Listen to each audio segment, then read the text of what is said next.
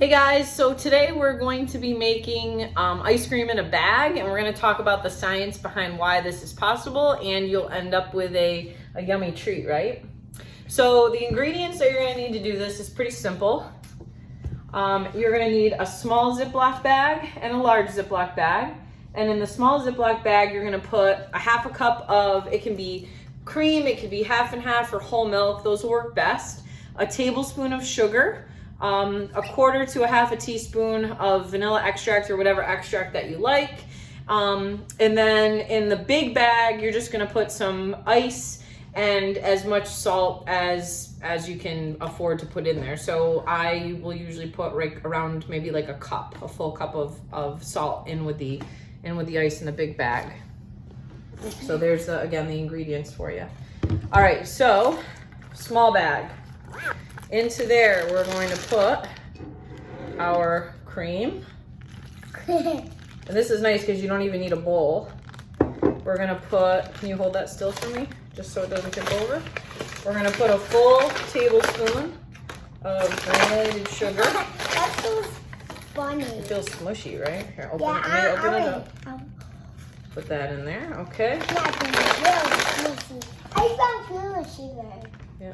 Not melted. It's not. Well, it wouldn't melt because we're not adding heat. It would dissolve. All right, and our quarter. What's key to solve? There you go. What is There's that? Okay. So now you want to make sure that this works best if it's one of these zipper bags, just because then if you miss pushing a spot in, you won't have any leaks. And you want to just hold that for me, please. And into the big bag, we're going to put all this ice. I'm gonna put a full tray. If you can get crushed ice, like if you have a refrigerator that will make it crushed for you, that actually works a little bit better than the cubes, but my refrigerator doesn't do that. And then again, I have just some salt here. I'm just gonna dump a whole bunch of that in. That's gonna melt it. That is, get that, yes, it is kind of gonna melt it. I'm actually just gonna add, I added a tiny little bit of water into there just to get everything going. So now you put this bag into here. And make sure you seal that one up. Again, one that has a zipper on it tends to work a little bit better. But I'm just gonna make sure that this is nice and sealed. And then you wanna just sort of move it all around. And you can do this process for about 10 minutes or so. And we'll check back in with you then. Okay, so our ice cream in the bag is pretty much done here. I'm just gonna wipe off the bottom of the thing. You can see here, it's nice and thick in this bag. And you can rinse off the whole bag and like clip a corner and squeeze it out that way, or you can scoop it out like this, because I'm just going to show you the nice thick consistency here. See, there you go. How's that look, Boone? Look good? You gonna put anything in it, or are you gonna just eat plain vanilla ice cream? Plain vanilla ice cream. All right. So there you go. Should we give it a taste test?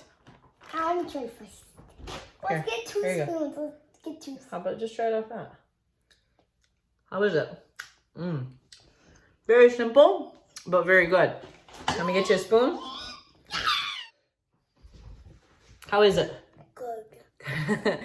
So what's the science here? There's actually 3 pieces of science that allow this milk mixture to become ice cream.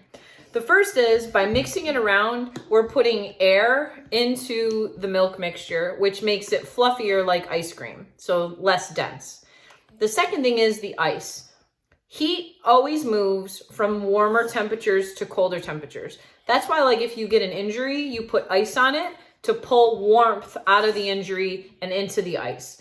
So in this case, you're taking heat from the milk mixture. Now, the milk mixture isn't warm to begin with, but it's warmer than ice. So you're pulling warmth out of the milk mixture and it's going into the ice, which you'll see as you do this will start to cause the ice to melt.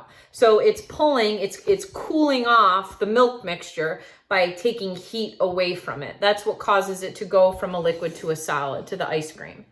The last thing is the salt. What the salt does, a lot of people think that salt will cause ice to melt, but what it actually does is it lowers its freezing point. So it's actually harder to melt this ice because it's in contact with salt. That's actually why we put salt on the roads in the winter, not because it melts ice, but because it prevents it from forming. So let's say that the freezing point of water is 0 degrees Celsius. When you put ice on it, it might lower it to like a -1.5 degrees Celsius. So it's just harder for it to form. So in this case, if that ice is harder to get it to melt in the bag, it's going to stay colder longer, or it's going to stay ice longer, and it's going to pull that warmth out of the milk mixture for a longer period of time than it would if we didn't put the salt in there. So good luck making your ice cream. Hope it comes out really great. Maybe you'll mix some stuff in there. Boone wanted to have his plain. I myself probably would have like crumbled some Oreos up into there or something, but whatever floats your boat, right? Thanks, guys.